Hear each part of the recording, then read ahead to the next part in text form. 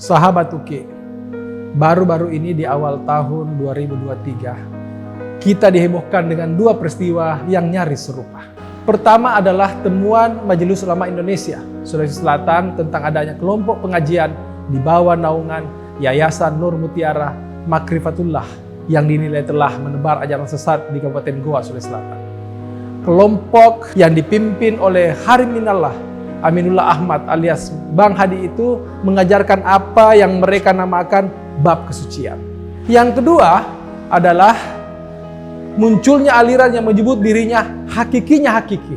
Majelis Ulama Indonesia Makassar menduga aliran ini telah jauh menyimpang dari akidah Islam dan sesat. Menyaksikan itu, MUI Makassar langsung turun tangan dan menemukan ada 5 poin kesesatan dalam ajaran hakikinya hakiki. Dikatakan penganut aliran ini telah mengaku pernah bertemu Nabi Muhammad SAW. Lalu aliran ini mengaku dapat melihat Tuhan. Kemudian kita boleh berhaji tanpa harus ke Mekah. Memberi jaminan masuk surga bagi pengikutnya. Dan yang terakhir, aliran ini juga menerapkan salat dengan niat yang berbeda. Kendati demikian, MUI Makassar meminta pelaku jangan dibuli. MUI menegaskan pentingnya upaya pembinaan kepada dua aliran di atas tadi.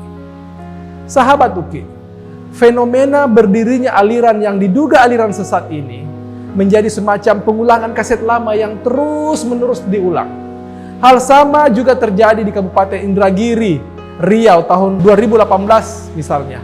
Seorang bernama Hamdani atau guru dianggap menebar aliran sesat dengan menyuruh para muridnya menginjak dan merobek hingga mengencingi kitab suci.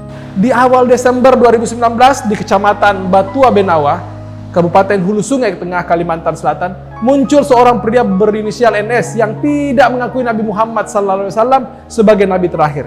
Bahkan dia memiliki kitab suci sendiri yang dinamakan Kitab Al-Furqan. Katanya dia sendiri mendapat wahyu dari malaikat Jibril. Lain lagi di Mataram, seorang pria berinisial SA di tahun 2017 lalu mengajarkan bahwa semua hadis yang diucapkan Nabi Muhammad SAW itu palsu. Dia mengajarkan hanya Al-Quran yang benar, sedang semua di luar itu adalah palsu.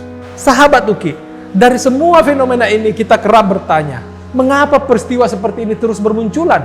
Mengapa sebagian dari masyarakat kita demikian gampang dihanyutkan oleh berbagai ajaran dan aliran yang tidak jelas asal-usulnya? Pada umumnya yang mendirikan kelompok dan menebar ajaran semacam ini tidaklah berasal dari orang yang memiliki pemahaman dan ilmu agama.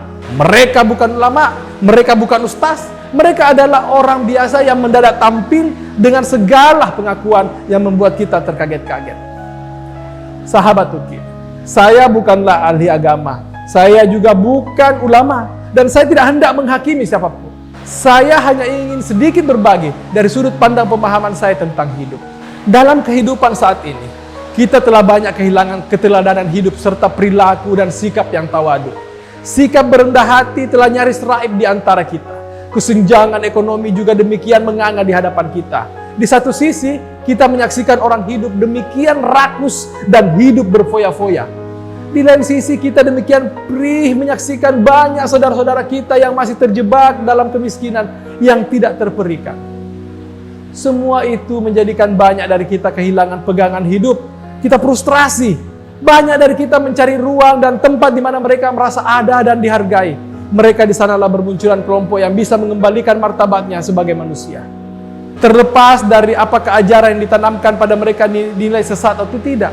Semua ini demikian memiriskan hati kita. Sahabat UKI, saat ini kita memang sangat membutuhkan kembalinya sikap memanusiakan manusia. Mengangkat martabat kemanusiaan saudara-saudara kita yang terpinggirkan. Mendengarkan dan merangkul mereka dengan cinta. Karena bagaimanapun mereka adalah saudara-saudara kita.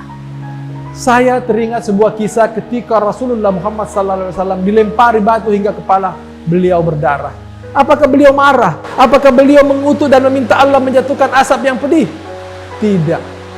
Bahkan beliau mendoakan mereka, ya Allah, ampunilah mereka karena sebenarnya mereka tidak tahu.